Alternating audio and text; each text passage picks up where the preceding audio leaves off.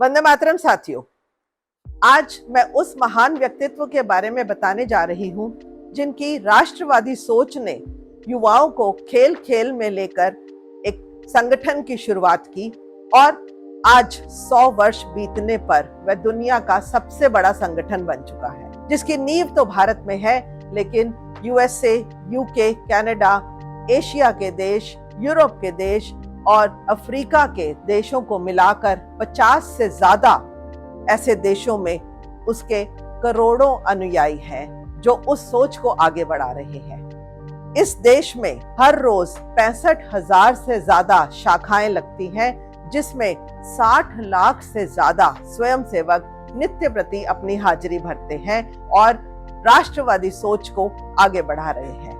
यही नहीं, दुनिया की सबसे बड़ी स्टूडेंट्स ऑर्गेनाइजेशन अखिल भारतीय विद्यार्थी परिषद, सबसे बड़ी हिंदू ऑर्गेनाइजेशन विश्व हिंदू परिषद, मजदूरों की ऑर्गेनाइजेशन भारतीय मजदूर संघ, महिलाओं के सशक्तिकरण के लिए ऑर्गेनाइजेशन दुर्गा वाहिनी, रूरल एरियाज में काम करने के लिए ऑर्गेनाइजेशन एकल विद्यालय, उसके अलावा सेवा भारती, स्वदेशी जागरण मंच और दुनिया की सबसे बड़ी political party Bharatiya Janata party. इन सब का बेसिक डीएनए आज भी वहीं से है, राष्ट्रीय स्वयंसेवक संघ से, और जिसके जन्मदाता हैं परम पूजनीय केशव राव बलिराम हेडगेवार जी, जिनका जन्म 1889 में चैत्र मास की शुक्ल प्रतिपदा यानी हिंदू नव वर्ष को हुआ, जो उस दिन 1 अप्रैल का दिन था। वह एक बहुत ही साधारण परिवार में जन्मे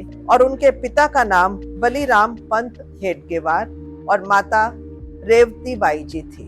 बहुत छोटी उम्र में ही प्लेग की बीमारी के कारण उनके माता पिता दोनों का निधन हो गया। उनका जीवन बहुत गरीबी में बीता, लेकिन देश प्रेम की आग और भावना उनको सदा ऊर्जा देती रही और औरों को भी वह प्रेरित करते रहे। इसी के उनके जीवन के कई किस्से हैं जिनमें यह भावना उनमें नजर आती थी। सन 1897 में जब क्वीन विक्टोरिया के राज तिलक के 60 वर्ष पूरे होने जा रहे थे, तो सभी को स्कूलों में मिठाई बांटी गई। उन्होंने अपनी मिठाई का दूना यह कहकर फेंक दिया कि विदेशी हुकूमत के रानी के राज तिलक पर मुझे किस बात की खुशी। इसी तरह जब 1901 में एडवर्ड सात ने जब अपनी राजगद्दी संभाली, तो नागपुर एम्प्रेस मिल में बहुत बड़ा आतिशबाजी का एक आयोजन किया गया, जिसे देखने उनके सभी साथी भाग भाग कर गए और इन्हें भी साथ ले जाने के लिए कहा, तो भी उनका वही जवाब था, जब दूसरे देश का राजा अपनी राजगद्दी संभाल रहा है तो उसकी खुशियां मैं क्यों मनाऊं। इसी तरह जब वह नागपुर के सीताबर्डी किले के ऊपर अंग्रेजों के झंडे को फहराया हुआ देखते थे तो वह दुखी होते थे और कहते थे कि यहाँ पर शिवाजी का भगवा फहराया जाना चाहिए। इसीलिए उन्होंने कुछ मित्रों के साथ मिलकर वहीं पास के एक घर में जाकर सुरंग बनानी शुरू कर दी कि वह उस सुरंग से किले में जाकर उस झंडे को बदल कर आए। इस पर उनके कुछ सीनियर्स ने जब ये समझा तो उन्हें किसी तरह से ऐसा करने से रोका। इसी तरह से 1907 में जब वह नील सिटी हाई स्कूल में पढ़ते थे, उस समय अंग्रेजों ने वंदे मातरम कहने पर भी रोक लगा दी थी। इस बात पर केशव को बहुत बुरा लगा। उन्होंने अपने स्कूल के सभी विद्यार्थियों को अपने पक्ष में किया और एक दिन जब एक अंग्रेज इंस्पेक्टर स्कूल में इंस्पेक्शन के लिए आया, तो वह जिस कमरे में जाता, बच्चे वंदे मातरम के नारों से उसका स्वागत करते। यह देखकर वह इंस्पेक्टर बहुत खींच गया और प्रिंसिपल को उसने बहुत बुरा भला कहा। प्रिंसिपल भी हैरान था कि ऐसा कैसे हो गया, और खोज करने पर पता चला कि केशव ने ऐसा सब बच्चों को उकसाया। इस बात से खफा होकर प्रिंसिपल ने उनको उस स्कूल से निकाल दिया।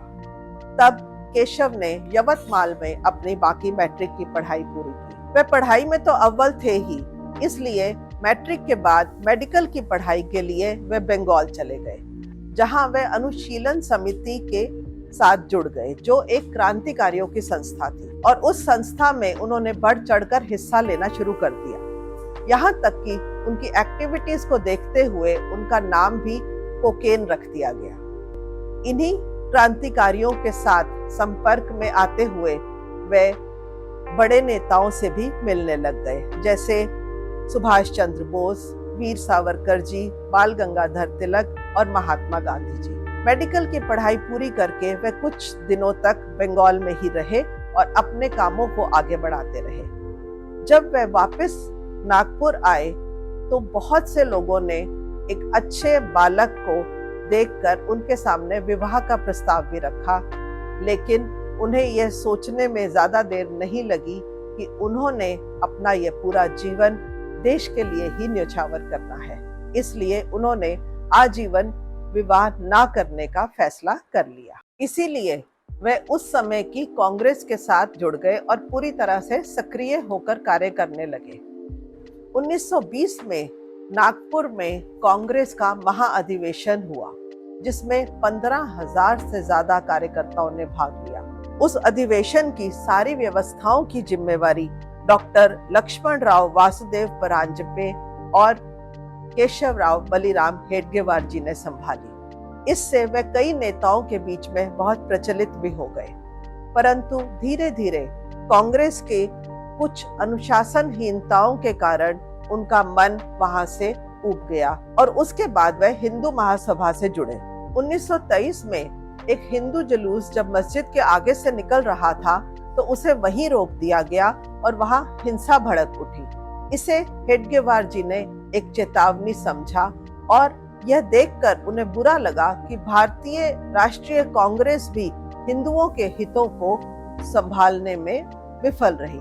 तब उन्हें यह लगा कि हिंदू समाज को यदि बचाना है तो उसे संगठित और आत्मनिर्भर बनाना पड़ेगा। इसी सोच के साथ उन्होंने कुछ साथियों के साथ एक निर्णय लिया और वे साथी थे श्री भाऊजी कावरे, श्री अन्ना सोहनी, श्री विश्वनाथ केलकर, श्री बालाजी हद्दर, श्री बापूराव भेदी।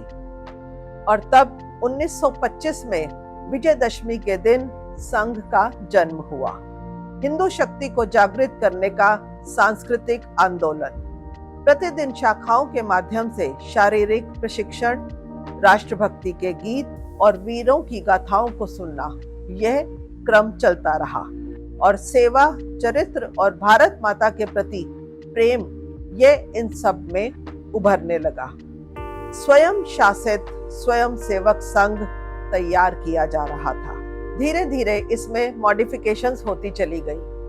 नाम रखा गया राष्ट्रीय स्वयंसेवक संघ और भगवा ध्वज को गुरु के रूप में सभी स्वयंसेवकों ने अपनाया और संघ की पहली औपचारिक शाखा, जिसमें गणवेश और भगवा ध्वज सब थे, वे नागपुर के मोहिते के बाड़े में 28 मई 1926 में लगी, जिसमें उस उबड़ खाबड़ मैदान को उन्हीं स्वयंसेवकों ने खुद ही साफ करके अपने लिए तैयार किया। डॉक्टर हेडगेवार जी संघ के प्रथम सरसंघचालक बने, लेकिन उन्होंने ये कभी नहीं माना कि यह उनकी ऑर्गेनाइजेशन है और वो ही इसको चलाएंगे, बल्कि वे सभी स्वयंसेवकों से कहते थे कि आपको जो सही लगे मिलकर निर्णय करिए, क्योंकि संघ ना कोई राजनीतिक दल है और ना कोई मूवमेंट।